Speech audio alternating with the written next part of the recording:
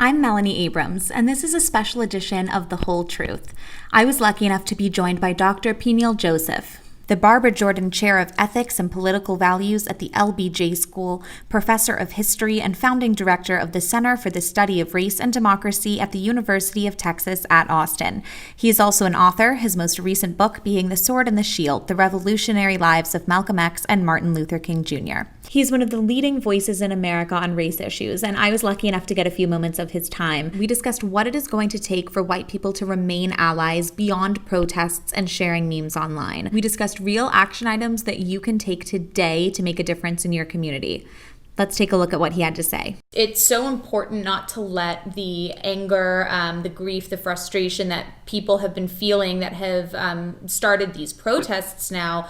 It's so important not to let that go to waste, and we need to have like an organized plan of action for after these protests kind of die down to actually harness those emotions and make some actual change. And I wanted to know what you think would be the next step. Yeah, I think that's a great question, Melanie. I think that the next step is happening. I think that people are pursuing racial justice and equity, going to their local city council. They're demanding the right-sizing police departments and redistributing budgets. It's already happened in Los Angeles with $100 to $150 million going in communities of color. So basically, wherever you're at, you should be active. There's really at the local level, because our federal politics, national politics are obviously dysfunctional.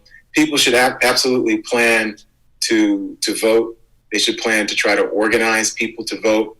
But right where they are, one of the things we see, Melanie, is that the criminal justice system, which publicly executed George Floyd, it's part of a panoramic system of anti-Black racism, impoverishment, gender discrimination and misogyny, transphobia, homophobia. It's against people who are non-able-bodied, people who are mentally ill, people who are HIV positive. So there's a lot here that's connected. So this is a movement for intersectional justice, but it's done through the lens of Black liberation and Black dignity and Black citizenship that Malcolm X, Martin Luther King Jr. Talked about, because Black people are the common denominator, the lowest common denominator in the racial caste system that was set up by racial slavery, but has been perpetuated through Jim Crow segregation and racial terror and violence, and really now the criminal justice system. Right. I want to pick up on something that you mentioned there, which is, the reallocation of police funding. There have been these wide calls during the protests to defund the police, which I feel like that phrase defund the police is very controversial to people. Yeah. We could probably get a better phrase than that. I think what we're looking for is a reallocation, a redistribution of funding. There was an elected official in Austin who used the phrase right size. You can use whatever phrase you want, but I definitely would say we need less criminal justice. We need less cops. We need less law enforcement, just period. We've invested in law enforcement at the direct expense of African-American communities in the United States and other poor people in the United States. But I want to specifically focus on Black people. We've turned the war on poverty from the 1960s into a war on crime. We've criminalized the Black community from racial slavery to the present. The racial profiling that we have now, the fines and warrants and fees that the Justice Department saw that Ferguson police were putting on African Americans as a fundraising scheme, and other municipalities do that too, go back to the convict leasing system of the 1870s in the United States. We have to understand that criminal justice in the United States, it's a long history of coercion and punishment and exploiting the labor of Black bodies while also traumatizing them. And we continue to do that in 2020. The cash bail system, the money bail system. So we need a lot of work. Not only do you need to defeat these racist policies and institutionalize anti-racist policies, but you're going to have to guarantee outcomes, not just opportunities, but outcomes in terms of everything from childcare, access to education, racial desegregation of neighborhoods in the United States, schools in the United States, changing tax zones and policy, building zones so there's density, so people who are working class and working people and poor people can get access to suburban manicured neighborhoods, the best public schools in New York City that really become like a private school, or in Los Angeles because of the zip code. All these things have to be worked on simultaneously. And I think people are trying to do that right now. Inevitably, this news cycle will calm down, right? Yeah. And it'll get bored of this story, and it will move back to a spike in coronavirus or whatever is coming next. How can we keep the movement loud and keep it going? So social movements, the way in which they work is that, and George Floyd's murder was a tipping point here. And you saw that with Black Lives Matter. And Black Lives Matter is a big part of what you're seeing out there. The March for Our Lives, Me Too, women's marches, all these things have been very, very important in terms of raising consciousness. There's all those different groups who are out in support of Black lives right now. So just because you don't see this kind of broad political mobilization again, we might not see this again in our lifetime, doesn't mean that the work has to end. So the work can continue, and what people have to do is work at the local level through your own organizations, your nonprofits, building up educational prowess, pedagogically. Read my book, The Sword and the Shield, about Malcolm X and Martin Luther King Jr. Read How to Be an Anti-Racist. Read the works of Michael Eric Dyson, Tears We Cannot Stop. There's so much stuff. White Privilege by Robin DiAngelo. There's so much stuff that you can read to find out what's going on in the United States in terms of white supremacy, racial privilege, anti-Black racism. That's very, very important. So it's about investing in different anti-racist organizations where you're at locally. If people have the resources to do that nationally, that's great too. And also participating. Part of this is about civic activism and participating, showing up, not just at marches and rallies, but showing up at city council meetings, showing up when they're talking about neighborhood density and who can build where and why. All of this is based on frameworks of exclusion, frameworks of racism, frameworks of structural violence against African Americans and other people of color. Absolutely. At the polls as well is where they should definitely show up. Yeah, no, you got to vote. Absolutely. So some white people say all lives matter because of some deep internalized racism, whether it's intentional or not. But some white people seem to be confused and use that phrase as their way of expressing that they believe everyone should be equal. How can we educate those people about Black Lives Matter? How do we make those people allies?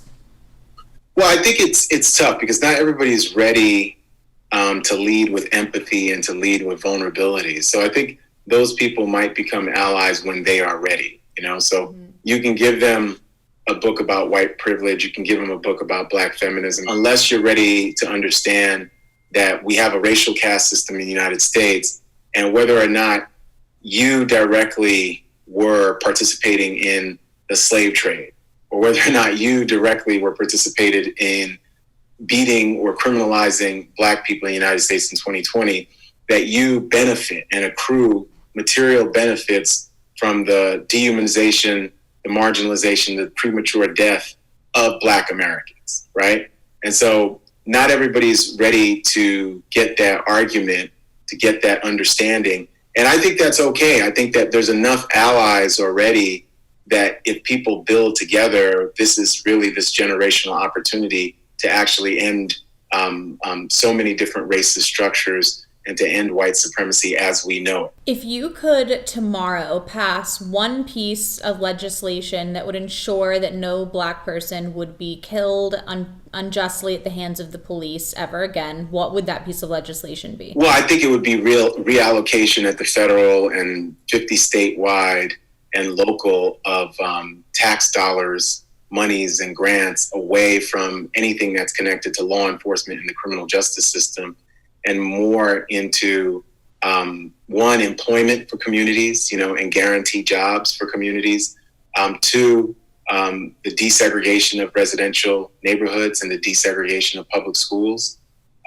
Certainly investments in early childhood education, but the investments to prevent any community in the United States from having food deserts, to help communities that are living next to toxic dumps, where there's environmental racism, completely end the surveillance of law enforcement in public schools in Black neighborhoods. There's a lot that we could do, and it would definitely be shifting funding and investments that we do in criminal justice to contain and surveil and punish and criminalize Black neighborhoods and Black people and Black communities. So all those things, that's what I would do immediately. Yeah. And so that in mind, what is one action item that white allies can do now, tomorrow, for the next year, for the next 10 years? What is the one action item that we should start with as allies? There's a few things. I mean, one, find out who are the anti-racist organizations just in your local community. So this is not just the NAACP or something like the Urban League,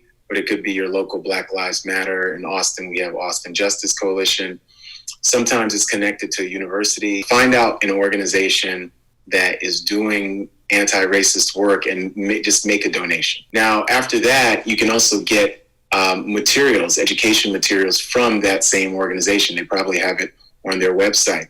Read and educate yourself more about what's happening historically and nationally and contemporaneously, but also in your own community. Look where you're at. Look at the racial demographics of your neighborhood and see how you can make that community not just more inclusive or diverse, but bring specifically more Black people into those settings. In a civic space, what is the city council doing, and what is the allocation of the budget, and where does that go? And what are the barriers preventing Black people from having access to those spaces, right? So there's a ton that somebody can do right here, right now, that goes way beyond Congress or the Senate or voting for president. The vote is going to be important in 2020, but it's not the end all be all, because politics happens in people's backyards. In my last video, I mentioned something that I wanted to bring up with you.